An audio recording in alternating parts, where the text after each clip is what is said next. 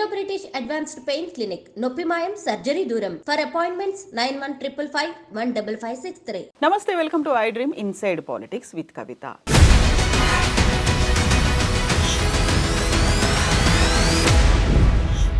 ఏక్ హైతో సేఫ్ హై అని మహారాష్ట్ర అసెంబ్లీ ఎన్నికల్లో నినాదించినటువంటి మహాయుతి ఘన విజయం సాధించింది.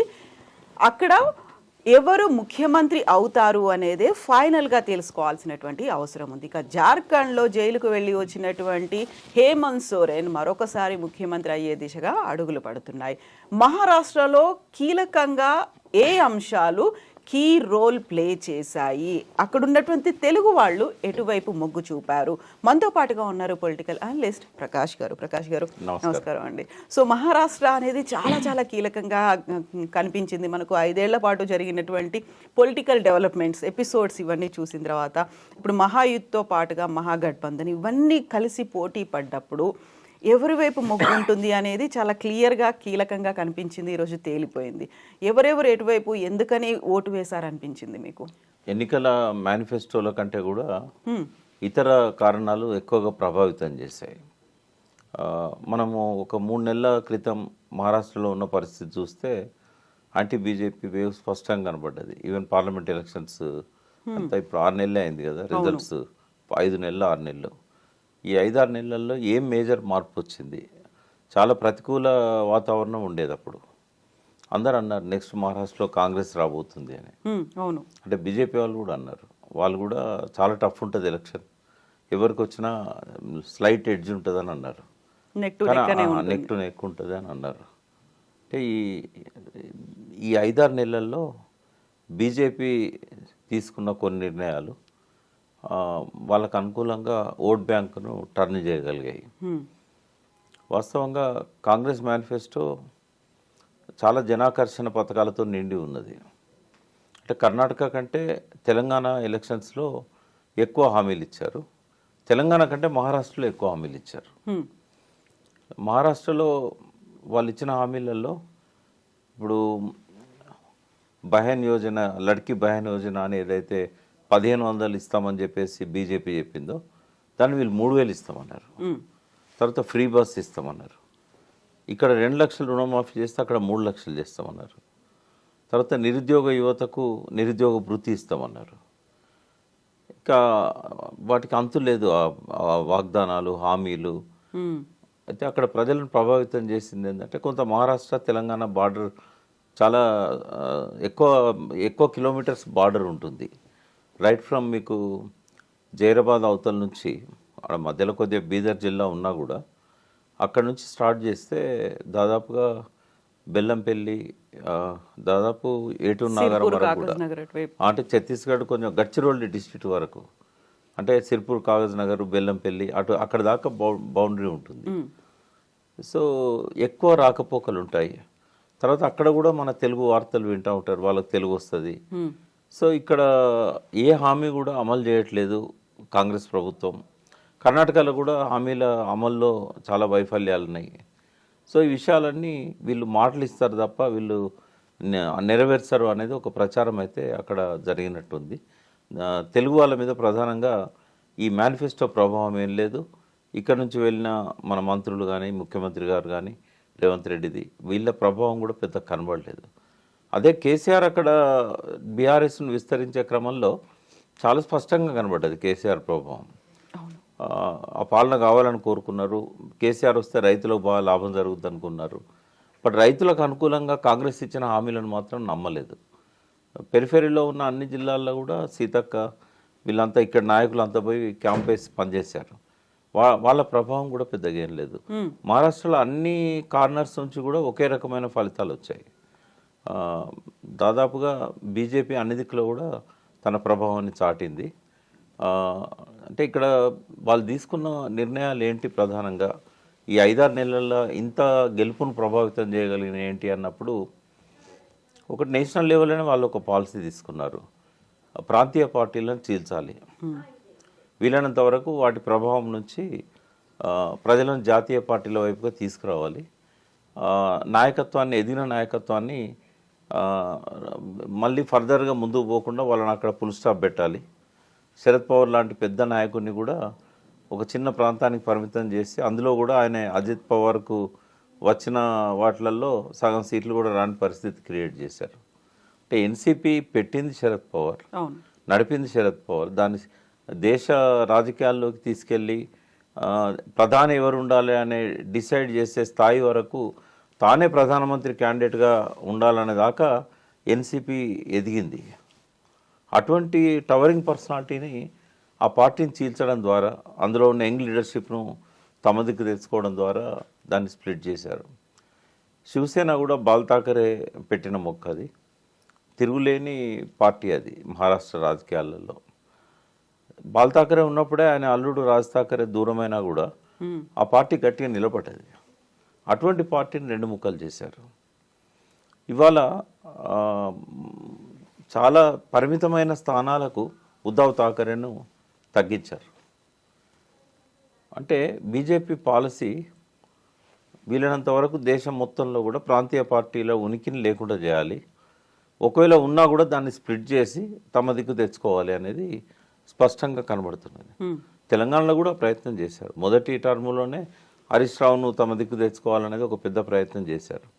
కానీ హరీష్ రావు స్ట్రాంగ్గా నిలబడంతో ఆ ప్రయత్నాలు ఫెయిల్ అయినాయి. అంటే ఆ ప్రయత్నం కంటిన్యూగా నడుస్తూనే ఉంది. ఇప్పుడు కూడా మొన్నటి ఎన్నికల కంటే ముందు ఆ ప్రయత్నం జరిగింది. ఎన్నికల తర్వాత ఓ ప్రచారం చేశారు, హరీష్ రావు గారు 20 మంది తీసుకొని మా పార్టీలోకి వస్తున్నారని. అంటే ఎప్పుడు ప్రాంతీయ పార్టీలను టార్గెట్ చేయడం అనేది మహారాష్ట్రలో వాళ్ళ స్ట్రాటజీ ఫలించింది. వాళ్ళు ఒక్కటి కాకుండా ఆపగలిగారు. అవసరమైన అంటే పార్టీని స్ప్లిట్ చేయడానికి ముఖ్యమంత్రి స్థానాన్ని కూడా శివసేన నుంచి చీల్చుకొని వచ్చిన షిండేకి ఇవ్వగలిగారు. మళ్ళీ ఆయన ఎక్కడ వాళ్ళ దిక్కు వెళ్తాడేమో అని మళ్ళీ గెలిచిన తర్వాత కూడా నువ్వే ముఖ్యమంత్రి అని చెప్పారు. ఇప్పుడు ఇస్తారనేది అనుమానం, ఎందుకంటే ఎక్కువ సీట్లు బీజేపీకి వచ్చినాయి కాబట్టి ఆయనకు ఇవ్వాలని ఏం లేదు. సో అక్కడ ప్రధాన పాత్ర ఈ ఎన్నికల్లో ఆర్ఎస్ఎస్, ఈ విక్టరీకి సింహభాగం ఆర్ఎస్ఎస్దే. వాళ్ళు ఏం చేశారంటే 1,50,000 సమావేశాలు పెట్టారు రాష్ట్ర వ్యాప్తంగా. మొత్తం 3 monthsలో 100 రోజుల లోపల రాష్ట్ర వ్యాప్తంగా అన్ని విలేజ్లలో 45,000 గ్రామాలలో ప్రతి తలుపు తట్టారు. వాళ్ళకు ఒక 40 దాకా ఫ్రంటల్ ఆర్గనైజేషన్స్ ఉన్నాయి, అఫిలియేట్స్. ప్రతి సంస్థ నుంచి టీమ్స్ ఫామ్ అయ్యి మహారాష్ట్ర అంతా కూడా అన్ని గ్రామాలలో, అన్ని పట్టణాల్లో, అన్ని వార్డులలో, డివిజన్స్లలో చాలా 1-on-1 కాంటాక్ట్తోని ప్రజలను బాగా ప్రభావితం చేసే విధంగా ఆర్ఎస్ఎస్ శక్తులు పనిచేశాయి. అది తెర వెనుక జరిగిందంతా, ఎక్కువ ప్రచారం లేకుండా, ఆర్భాటం లేకుండా. దాని ఇంపాక్ట్ బాగుంది. ఈ ఒక్కటిగా ఉంటే బలపడతామనే స్లోగన్ ఏదైతే ఇచ్చారో అది హిందువులకు ఉద్దేశించి ఇచ్చింది. అది హిందువులను ఉద్దేశించి ముస్లింల బూచిని చూపెట్టి వాళ్ళు ఫ్యామిలీ ప్లానింగ్ చేసుకోవట్లేదు, ఒక్కొక్కరి ఇంట్లో 15 మంది 20 మందిని అంటున్నారు, జనాభా ఇట్లా పెరుగుతూ పోతే మనం మైనారిటీలం అవుతాం, వాళ్ళని ఆపాలి. తర్వాత హిందువులను ముస్లింలుగా మార్చే ప్రక్రియ కొనసాగుతూ ఉంది. జిహాదీ ప్రక్రియ, జిహాదీ కంటే ఈ మత మార్పిడులు బాగా జరుగుతూ ఉన్నాయి. ఈ మత మార్పిడులు కొంత కన్విన్సింగ్గా హిందువులను కరెక్టే కదా, వాళ్ళు మన వాళ్ళను ముస్లింలుగా మారుస్తున్నారు, ఇట్లాంటి ఇంకోటి టెర్రరిస్టులను ఎంకరేజ్ చేస్తున్నారు. ఎప్పుడో జరిగిన బాంబ్ బ్లాస్ట్లు, తర్వాత Taj Mahal hotel incident, Taj hotel రీసెంట్గా సబర్మతి ఫైల్స్ అని ఇవన్నీ మళ్ళీ బయటికి తీయడము, ఇవన్నీ కొంత హిందువులను పోలరైజ్ చేయడంలో బాగా ఉపయోగించుకున్నారు. మీరు చెప్పినట్టుగా ఏక్ హై తో సేఫ్ హై అనే దాంతో కటేంగే తో బటేంగే అనే నినాదాలు, ఇదంతా కూడా ఏంటంటే ఆ ముస్లిం వ్యతిరేకతను రెచ్చగొట్టి హిందువులను పోలరైజ్ చేసుకోవడానికి వాళ్ళు వాడుకుంటున్న అస్త్రం అది.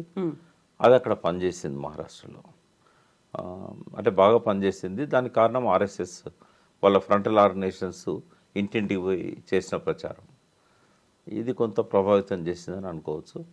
ఒకటి ఏంటంటే ఒక పక్కన కాంగ్రెస్కి లీడర్స్ లేరు అక్కడ, అంటే ఒక చెప్పుకోదగ్గ లీడర్స్ ఎవరు లేరు. మహారాష్ట్ర మొత్తాన్ని ప్రభావితం చేయగలిగిన ఒక ఫేస్ అనేది లేదు అక్కడ. వాళ్ళు ఏదో నామినల్గా ఎవరినో ప్రెసిడెంట్గా పెట్టారు, ఆయన ఎవరు తెలియని వ్యక్తి, అక్కడక్కడ కొన్ని ప్యాకెట్స్లలో ఆయన గురించి గుర్తుపడతారేమో కానీ ఒక శరద్ పవార్ లాంటి పర్సనాలిటీ కానీ కనీసం ఉద్ధవ్ థాకరే లాంటి పర్సనాలిటీ కూడా కాంగ్రెస్ పార్టీ మిగలలేదు అక్కడ ఆ రాష్ట్రంలో. యంగ్ లీడర్షిప్ను కొద్దిగా ఒక 4-5 ఏళ్ళ నుంచి ప్రమోట్ చేసి ఉంటే వేరే తిరిగి ఉండేది. ఇప్పుడు బీజేపీలో మేనిఫెస్టో అది తక్కువ హామీలు ఇచ్చినా కూడా యూత్ను దృష్టిలో పెట్టుకొని వాళ్ళ మేనిఫెస్టోను డిజైన్ చేశారు. ఎందుకంటే యూత్ పర్సంటేజ్ ఎక్కువ ఉంది, దేశవ్యాప్తంగా ఉంది, మహారాష్ట్రలో కూడా ఎక్కువ ఉంది. తర్వాత అగ్రికల్చర్కు ఒక పర్మనెంట్ సొల్యూషన్ చూపెట్టే విధంగా నదుల అనుసంధానాన్ని, తర్వాత ఎక్కడైతే బాగా డ్రాట్ ఉందో ఆ ప్రాంతానికి అధిక వర్షపాతం ఉన్న ప్రాంతం నుంచి వాటర్ని ఎట్లా తీసుకురావాలి, తర్వాత వాటర్ గ్రిడ్, ఇట్లాంటి రైతులను ప్రభావితం చేసినాయి బీజేపీ ఇచ్చిన మేనిఫెస్టోలో. వాళ్ళు డబ్బులు ఎక్కువ ఆశ చూపెట్టలేదు, పథకాలు ఎక్కువ చూపెట్టలేదు, కానీ స్ట్రైట్గా వాళ్ళు అంటే ఫ్రీ పవర్ అక్కడ కూడా ఇస్తున్నారు. ఈ వీళ్ళు 100 యూనిట్లని ఇక్కడ ఇచ్చినట్టే ఇవన్నీ కూడా చెప్పారు, కానీ దాన్ని ఎవరు నమ్మలే. సో రైతులకు ఉచిత కరెంటు, తర్వాత వాటర్ అష్యూర్డ్ వాటర్ ఇస్తాం మేము. మొత్తం భారతదేశంలో ఉన్న డ్యామ్స్లలో సగం మహారాష్ట్రలోనే ఉన్నాయి. తర్వాత అది బిజినెస్ క్యాపిటల్, రెవెన్యూ బాగుంది. ఇప్పుడు 1 ట్రిలియన్ టార్గెట్ చేశారు. ఈ ఎలక్షన్ ప్రామిస్లలో అదొకటి. నెక్స్ట్ 5 ఇయర్స్ కనుక బీజేపీకి అధికారం ఇస్తే ఎకానమీని 1 ట్రిలియన్ తీసుకెళ్తాము అని. సో ఇవన్నీ కూడా కొంత చదువుకున్న వాళ్ళ మీద, తెలివైన వాళ్ళు, ఇంటెలెక్చువల్స్, యూత్ పర్టికులర్గా కొంత స్టేబుల్ గవర్నమెంట్ బీజేపీ ఇవ్వగలుగుతుంది. ఈ పార్టీలు చిన్న చిలుక పార్టీలన్నీ వాళ్ళ కంట్రోల్లోనే మంచి గవర్నమెంట్ ఇవ్వగలుగుతారనే ఒక నమ్మకాన్ని క్రియేట్ చేయగలిగారు. ఇప్పుడు అజిత్ పవార్కు, తర్వాత షిండే, శివసేనకు సీట్లు వచ్చినా కూడా అది బీజేపీ ప్రభావమే తప్ప వాళ్ళ ప్రభావం కాదు. ఎందుకంటే ఆ పార్టీలలో మేజర్ శక్తులు కాంగ్రెస్తో ఉన్నారు. ఇటు ఉద్ధవ్ థాకరే కానీ, అటు శరద్ పవార్ కానీ, ఇద్దరు కూడా కాంగ్రెస్తో ఉన్నారు. ఇవేవి పనిచేయలేదు. ఒకటి యాంటీ ముస్లిం స్లోగన్, రెండవది కొంచెం పర్మనెంట్ మెజర్స్ తీసుకుంటామని చెప్పి ఏదైతే రైతులకు ఇచ్చిన ఈ వేన్గంగాను కలపడము, గోదావరి బేసిన్లో ఎక్కువ వాటర్ ఫ్లో ఉన్న దగ్గర నుంచి డ్రాట్ ఎఫెక్టెడ్ ఏరియాస్కు, విదర్భ ప్రాంతానికి వాటర్ తీసుకొస్తామని, ఇట్లాంటివన్నీ కూడా కొంత పనిచేసినాయి. సో ఏదేమైనా మోడీ, అమిత్ షాలు వాళ్ళు ప్రత్యక్షంగా వాళ్ళు అనేక సభలలో పాల్గొని ఆయనకు లీడర్షిప్ ఉంది. అంటే ప్రధానమంత్రిగా 11 సంవత్సరాల నుంచి ఉన్నాడు కాబట్టి ఆ ఇంపాక్ట్ ఉంటుంది కొంత. అటువంటి పర్సనాలిటీస్ కాంగ్రెస్లో లేరు. ఈవెన్ మల్లికార్జున ఖర్గేని ముందు పెట్టారు.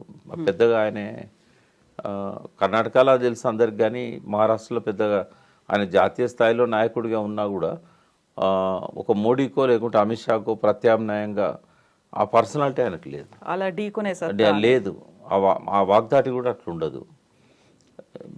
రాహుల్ గాంధీ వచ్చినా కూడా అంటే పాదయాత్ర అప్పటి నుంచి ఆయన మహారాష్ట్రలో తిరుగుతూనే ఉన్నాడు. బట్ పెద్దగా రాహుల్ గాంధీ ప్రభావం కూడా లేదు. ఆయన నమ్ముకున్న ఈ బీసీ కులగణన, అక్కడ కూడా క్యాస్ట్ సెన్సెస్ గురించి మాట్లాడారు. బట్ వాళ్ళు ఏం చేస్తారనే దాని మీద ఒక క్లారిటీ లేదు. ఒక కులగణన అనే వరకే దాన్ని, ఆ నినాదం పెద్దగా బీసీలను కదిలించిందని నేను అనుకోవట్లేదు మహారాష్ట్రలో. అక్కడ దళిత్ ఇంపాక్ట్ ఎక్కువగా ఉంటుంది. బట్ అది బీజేపీకి అనుకూలంగా వచ్చింది. ఇన్ని రకాల స్ట్రాటజీస్ అనేవి మహారాష్ట్రలో చేశారు, అన్నీ వర్కౌట్ అయ్యాయి. బట్ ఇదంతా ఎంటైర్లీ డిఫరెంట్ రిజల్ట్ అనేది జార్ఖండ్లో కనిపించింది. అక్కడ ఉన్నటువంటి రీజనల్ పార్టీయే మళ్ళీ గెలుపొందింది, అదే ప్రభుత్వాన్ని చేపట్టబోతోంది. అండ్ మొన్నటి దాకా సీఎంగా ఉండి ఆ తర్వాత జైలు పాలై వచ్చినటువంటి హేమంత్ సోరెన్ ఒక కీలకమైనటువంటి వ్యాఖ్య కూడా చేశారు. నన్ను ఓడించడానికి ఇక్కడ బీజేపీ ప్రభుత్వం రావడానికి దాదాపు 500 కోట్లను ఖర్చు పెట్టింది ఇంత చిన్న రాష్ట్రం, వెనకబడిన రాష్ట్రంలో అనే మాట అన్నాడు. ఇక్కడ మళ్ళీ ఇంకొక సెంటిమెంట్ అనేది కూడా కనిపిస్తుంది. జైలుకి వెళ్ళొచ్చినటువంటి వ్యక్తే ముఖ్యమంత్రి అవుతాడు అనేటువంటి సెంటిమెంట్ కూడా. మంచిగా జరుగుతున్న పరిపాలన అక్కడ. ఆ టైంలో ఆయనను అరెస్ట్ చేయడము, ఎలక్షన్ల దృష్టిలో పెట్టుకొని చేశారు. నయాన్నో భయాన్నో తమ వైపు తెచ్చుకోవాలనుకుంటున్నారు. అయితే జనరల్ ట్రైబల్స్ వాళ్ళంతా, ఈ ట్రైబల్స్ మీద డబ్బు ప్రభావం ఎక్కువగా ఉండదు, వాళ్ళ కమిట్మెంట్ ఉంటుంది. వాళ్ళ మనిషి మావోడు, మా కమ్యూనిటీ, మా పాలన మాకు కావాలి అంటే జనరల్గానే ఈ హిందూ ఇట్లాంటి సెంటిమెంట్ ట్రైబల్స్ మీద పనిచేయదు. ఇప్పుడు మహారాష్ట్రలో ఉన్న వాతావరణం వేరు, జార్ఖండ్లో ఉన్న వాతావరణం వేరు. అక్కడ ముస్లింలు పెద్దగా ఏం లేదు, అక్కడ ఇష్యూస్ లోకల్ ఇష్యూస్ ఉన్నాయి. సో వాళ్ళు ఏంటంటే ఇంకోటి, ఈ నోట్ల కట్టలకు ఓట్లేసే తత్వం గిరిజనులలో ఉండదు. అంటే కొంత లంబడా గిరిజనులలో ఉంటుంది కానీ ఈ ఆదివాసీ ట్రైబ్స్ ఫారెస్ట్ ట్రైబ్స్లలో మనకు దాని ఇంపాక్ట్ పెద్ద కనబడదు. వాళ్ళు డబ్బు మీద ఆధారపడ్డ జీవిత విధానం కాదు వాళ్ళది. వాళ్ళ జీవన విధానం అంతా ప్రకృతి మీద ఆధారపడి ఉంటుంది. సో శిబు సోరెన్ కానీ హేమంత్ సోరెన్ కానీ వాళ్ళు ఓన్ చేసుకున్నారు. జార్ఖండ్ రాష్ట్రం ఏర్పడ్డది అంటే శిబు సోరెన్ దశాబ్దాల కృషి ఉంటుంది దాని వెనకాల. కాబట్టి ఆ సెంటిమెంట్ కొంత ఉంటుంది. ఆయన అరెస్ట్ చేయడంతో ఎక్కడ లేని సింపతి వచ్చింది. ఆయన వైఫ్ని మళ్ళీ ముందు పెట్టడము, ఆమె కొంత అట్రాక్ట్ చేయడము, ఆమె ఇంపాక్ట్ కొంత వాళ్ళ మీద పనిచేసింది. అక్కడ కూడా హామీలు వాగ్దానాలు రెండు సైడ్లు వచ్చినాయి. బట్ అంటే కాంగ్రెస్ వల్ల ఆడ జార్ఖండ్కు లాభం జరగలే, జేఎంఎం వల్ల కాంగ్రెస్కు లాభం జరిగింది. వాళ్ళతో కలిసి ఇవాళ సంకీర్ణ ప్రభుత్వంలో ఉండే పరిస్థితి వచ్చింది. ఇక్కడనేమో బీజేపీ వల్ల ఈ ప్రాంతీయ పార్టీలకు లాభాలు జరిగినాయి. కాబట్టి మళ్ళొకసారి అక్కడ హేమంత్ సోరెనే ముఖ్యమంత్రి అవుతారు. కానీ ట్రైబల్స్ మీద పెద్దగా బీజేపీ ఆయుధాలు ఏవైతే ఉన్నాయో ఏవి పనిచేయలేదు. వనవాసి కళ్యాణ్ అని ఒక సంస్థ ఉంది వాళ్ళకి. అవును, వాళ్ళు ఏంటంటే ఆర్ఎస్ఎస్ ఆదివాసీలలో పనిచేస్తున్నారు. అక్కడ రాజకీయం కంటే ఎక్కువ వాళ్ళ ఇష్యూస్ మీదనే ఆ సంస్థ పనిచేస్తుంది. లైవ్లీహుడ్ మీద వాళ్ళ మీద ఎక్కువ వాళ్ళు ఉన్నా కూడా వాళ్ళ ప్రభావం పెద్దగా ఉండదు. అంటే పాలిటిక్స్ మీద వాళ్ళు చెప్తే పెద్ద వినరు. వాళ్ళ వెల్ఫేర్ మీద మాట్లాడితే వింటారు కానీ పాలిటిక్స్ మీద ఆ సంస్థ ప్రభావం కూడా ఎక్కువ ఉండదు. అక్కడ ఉన్నటువంటి అడవులు, భూగర్భ గనులు, ఇంకోటి ఏంటంటే అక్కడ బీజేపీ ఎక్కువ మైనింగ్ మాఫియాకు సపోర్ట్ ఉంటుంది అనేది కూడా ఉంటుంది. దానికి అగెనెస్ట్గా ఉంటారు ట్రైబల్స్. ఎందుకంటే నిత్యం వాళ్ళ సంఘర్షణ, వాళ్ళ పోరాటం అంతా కూడా ఆ మైనింగ్ యజమానులతోనే. యజమానులకు అనుకూలంగా ఉండే పార్టీ బీజేపీ, యజమానుల పక్షాన ఉండేది జేఎంఎం, వీళ్ళ బాధితుల పక్షాన ఉండేది జేఎంఎం. అక్కడ కూడా ట్రేడ్ యూనియన్స్ ఉంటాయి, ఇవన్నీ ఉంటాయి. వామపక్ష పార్టీల ప్రభావం తక్కువే ఉంది అక్కడ. కొంత రామ్విలాస్ పాస్వాన్ పార్టీ ఉన్న నితీష్ సంబంధించిన వాళ్ళు కూడా కంటెస్ట్ చేశారు. ఈ అలయన్స్లో వాళ్ళకు కూడా కొన్ని సీట్లు ఇచ్చారు, చాలా తక్కువ, ఒక్కొక్క సీట్ ఏదో ఇచ్చినట్టున్నారు. బట్ ఏదున్నా వాళ్ళిద్దరి ప్రభావం కూడా పెద్దగా లేదు. ఎంఐఎంకి ఎక్కడో ఒక దగ్గర వచ్చినట్టుంది, మహారాష్ట్రలో అనుకుంటా. ఎంఐఎం ప్రభావం పెద్దగా ఈసారి లేదు ఎక్కడ కూడా. అంటే అది కాంగ్రెస్ ఓటు దించడానికి టార్గెటెడ్గా పనిచేస్తున్న పార్టీ. ఎవరి ఓటు స్ప్లిట్ చేస్తుంది అనేది ముస్లిమ్స్ ఓట్లే కదా వాళ్ళు చీల్చాల్సింది. ఇప్పుడు ఒకటైతే దేశవ్యాప్తంగా ముస్లిమ్స్ ఒక నిర్ణయం తీసుకున్నారు, మనం ఇంకా కాంగ్రెస్ని నమ్ముకోవాలి. ఎందుకంటే ఏ పార్టీ నమ్మినా కూడా బీజేపీ అప్పర్ హ్యాండ్ అవుతున్నది. కాంగ్రెస్ ఒకటే బీజేపీని ఎదుర్కోగలుగుతుంది, ఇంకా దప్ప మనకు దిక్కు లేదనే నిర్ణయానికి వచ్చారు. అందుకే మజ్లిస్ పెద్దగా చీల్చలేకపోయింది అక్కడ. లాస్ట్ టైం బీహార్లో ఒక 4-5 సీట్లు వచ్చాయి. బట్ ఇక్కడ మహారాష్ట్రలో పెద్దగా అది వర్కౌట్ కాలేదు. అది ఉన్నారు ముస్లిమ్స్ బాగా, బట్ వీళ్ళు ఎలక్షన్లప్పుడే పోతారు, ఎలక్షన్లప్పుడే క్యాండిడేట్లను పెట్టి కొంత వాళ్ళకి ఫండ్ ఇచ్చి హడావిడి అనేది ఉంటుంది. మొదటి నుంచి కూడా మజ్లిస్ ముస్లింల ప్రయోజనాల కోసం దేశవ్యాప్తంగా ఒక స్ట్రాంగ్ పార్టీగా ఎవాల్వ్ అయ్యే అవకాశం ఉన్నా కూడా సలావుద్దీన్ ఓవైసీ కానీ ఆయన ఇద్దరు కుమారులు కానీ ఆ వైపుగా ప్రయత్నాలు చేయలేదు. ఒకవేళ అది ఉండుంటే కొంత బీజేపీ దూకుడు కళ్ళెం పడేది. కాంగ్రెస్తో అలయన్స్ అయ్యి ఒక ప్లాట్ఫామ్ క్రియేట్ చేసుకోగలిగితే ముస్లిమ్స్ ఈ ప్రచారాన్ని కొంత కౌంటర్ చేసేవాళ్ళు. ఎందుకంటే ఎవరో ఒక 1% టెర్రరిజాన్ని ఎంకరేజ్ చేసే ముస్లిమ్స్ ఉండొచ్చు, ఇంకొక 1% మత తత్వాన్ని ఎంకరేజ్ చేస్తూ మత మార్పిడులు చేసే ముస్లిమ్స్ ఉండొచ్చు. కానీ 99% ముస్లిమ్స్ అంతా కూడా రోజువారీ జీవన చర్యలో భాగంగా, దినచర్యలో భాగంగా వాళ్ళ జీవితాల కోసం వాళ్ళు పనిచేసుకుంటూ ఉండేవాళ్ళు. వాళ్ళకి ఇవన్నీ ఏమి ఉండవు. వీళ్ళు అన్నట్టు హిందూ వ్యతిరేకత కానీ ఇట్లాంటిది కానీ ఈ జీవన విధానంలో భాగమైపోయారు వాళ్ళు. మన దగ్గర కూడా ఫెస్టివల్ వచ్చినప్పుడు ఎంత మంచిగా హిందూ ముస్లిమ్స్ కలిసిపోతారు. అసోయిదుల దాన్ని ఏమంటారు, పీరీల పండుగ కలిసి చేసుకుంటాం కదా. ఇట్లా ప్రతిసారి కూడా రంజాన్ వచ్చినప్పుడు అలయ్ బలాయిలు, తర్వాత వాళ్ళు మనకు షీర్ కుర్మా ఇవ్వడము, మనం ఫెస్టివల్స్ అప్పుడు వాళ్ళ భోజనాలకు పిలవడము, బక్రీద్ వచ్చినప్పుడు వాళ్ళు మనకు మాంసం పంపడం, ఇట్లాంటివన్నీ కొన్ని దశాబ్దాలు శతాబ్దాలుగా ఇవాల్వ్ అయిన సంస్కృతి అది. దీన్ని విచ్ఛిన్నం చేయడానికి వాళ్ళు తీసుకుంటున్న ఆ నినాదం కొంచెం భయకంపితులను చేయడం, ముస్లిం బూచి చూపెట్టడం అనేది బీజేపీకి వాళ్ళు అనుకూలిస్తున్న అంశం. దాన్ని కౌంటర్ చేయడానికి సెక్యులర్ ఫోర్సెస్ అంతా కూడా ఒక్కటి కావాలి, గెలుపు ఓటంలో ఎవరికైనా రావచ్చు, ఓడిపోవచ్చు, గెలవచ్చు. కానీ ఒక రాంగ్ ట్రెండ్ని, రాంగ్ కల్చర్ని, ఒక విష సంస్కృతిని ప్రజల మెదళ్ళలో నింపి తమ పబ్బం గడుపుకోవాలని చూస్తున్నది బీజేపీ. ఇక్కడ ప్రకాష్ గారు ఇంకొక వాదన కూడా వినిపించింది. మహారాష్ట్ర ఎన్నికల రిజల్ట్స్ని బేస్ చేసుకుని దేశవ్యాప్తంగా జమిలిని అమలు పరచాలా వద్దా అనే ఒక నిర్ణయాన్ని కూడా బీజేపీ తీసుకుంటుందని. ఇప్పుడు మహారాష్ట్ర ఎన్నికల ఫలితాలు తమకు అనుకూలంగా వచ్చాయి కాబట్టి ఎలాంటి నిర్ణయం ఉంటుంది అనుకుంటున్నారు మీరు? ఇవి ప్రభావితం చేయవు వాటి మీద, వీటి ప్రభావం ఏముండదు. కాకుంటే ఇప్పుడు ఈ మహారాష్ట్రలో వచ్చిన ఫలితం ప్రభావం ఎట్లుంటుందంటే, అక్కడ కర్ణాటకలో బీజేపీని, కాంగ్రెస్ కూల్చడానికి అక్కడ ప్రిపేర్ అవుతారు. మళ్ళా ఇక్కడ కూడా కాంగ్రెస్ను అస్థిరపరచడానికి బీజేపీ ప్రయత్నం చేస్తుంది. కాకుంటే ఇక్కడ వాళ్ళ మింగుడు పడింది ఏంటంటే, ఇక్కడ ఒక బీఆర్ఎస్ అనేది సెకండ్ పొజిషన్లో ఉన్న పార్టీ. పార్లమెంట్లో సీట్లు రాకపోయినా కూడా ఐజాన్ టుడే కూడా ఏ ఎలక్షన్ పెట్టినా కాంగ్రెస్కు బీఆర్ఎస్కే ఉంటుంది తప్ప బీజేపీకి ఆ పాత్ర రాదు. సెకండ్ పొజిషన్ ఎప్పటికీ రాదు ఇక్కడ. అయితే ఈరోజు బండి సంజయ్ ఇంకో మాట అన్నారు, కాంగ్రెస్ ఎమ్మెల్యేలు వాళ్ళంతటా వాళ్లే ప్రభుత్వాన్ని కూలుస్తారు, మేమే ఆ అవకాశాన్ని దాన్ని తీసుకోము, అవసరము మాకు లేదు అనే మాట. అంటే వాళ్ళ సపోర్ట్తోనే కూలుస్తారు. ఓకే, మనం చాలాసార్లు మాట్లాడుకున్నాం. పొంగులేటిని వాళ్ళు డెఫినెట్గా వాళ్ళ కంట్రోల్లోకి తెచ్చుకుంటారు. ఆ కేసు ఏమైందనేది వాళ్ళు చెప్పట్లేదు, వీళ్ళు చెప్పట్లేదు.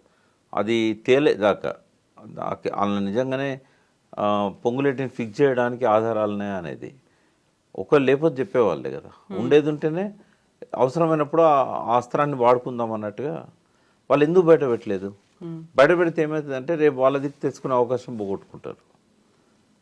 ఆయన కావాలంటే జైలు పంపవచ్చు, కేసులు పెట్టవచ్చు, మినిస్ట్రీ నుంచి బర్తరఫ్ చేసినట్టు చేయొచ్చు. దానివల్ల బీజేపీకి ఏంటి లాభం? ఆయన మీద ఉన్న ఆరోపణలను అట్లే పెట్టి రేపు మీరు ఓ 10 మంది ఎమ్మెల్యేలతో బయటికి రండి, మిమ్మల్ని మేము ముఖ్యమంత్రి చేస్తాం, అన్ని శక్తులను మేము మీకు అనుకూలంగా పోలరైజ్ చేస్తాం. ఇప్పుడు ఇవాళ ఉన్న సిచ్యువేషన్లో రేపు ఒకవేళ రేవంత్ రెడ్డిని దించాలన్నప్పుడు ఇష్టం ఉన్నా లేకున్నా బీఆర్ఎస్ కలిసి వస్తుంది. అది లీడ్ చేస్తే బీజేపీ అయినా బీఆర్ఎస్ డెఫినెట్గా కలిసి వస్తుందని నేను అనుకుంటున్నాను. ఎందుకంటే రేవంత్ రెడ్డి ప్రభుత్వాన్ని అస్థిరపరచాలనే ఆలోచన వాళ్ళు లేకపోయినా ఇంకెవరన్నా పని చేస్తే దాన్ని సహకరిస్తారు. ఇప్పుడున్న వాళ్ళ మధ్య ఉన్న వైరం ఏదైతే ఉన్నదో అది ఆ వైపుగా పోతున్నది. కాబట్టి next target Telangana and Karnataka. ఈ రెండు ప్రభుత్వాలే కదా ఇప్పుడున్నాయి కాంగ్రెస్కి ప్రధానంగా. ఈ రెండింటిని అస్థిరపరచడానికి బీజేపీ వ్యూహం సిద్ధం చేస్తుంది. ఇప్పుడు ఢిల్లీ ఎలక్షన్ ఒకటినా కూడా ఇదే ప్రధానంగా ఉంటుంది వాళ్ళ స్ట్రాటజీ. జమిలీ ఎన్నికలు అనేది ఇంకా టైం ఉంది, బట్ ఈ రెండు గవర్నమెంట్స్ని వడగొట్టడం అనేది వాళ్ళ నెక్స్ట్ లక్ష్యంగా ఉంటుంది. వాళ్ళ కంట్రోల్లో ఉండే ప్రభుత్వాన్ని ఇక్కడ తెచ్చుకుంటారు. బీజేపీ గవర్నమెంట్ కాకపోయినా కాంగ్రెస్లోనే స్ప్లిట్ చేసి తమ వర్గాన్ని అక్కడ ఎస్టాబ్లిష్ చేసే ప్రయత్నం చేస్తారు. అది జరుగుతుంది. ఎస్ ప్రకాష్ గారు, థ్యాంక్ యూ సో మచ్ అండి. Thank you.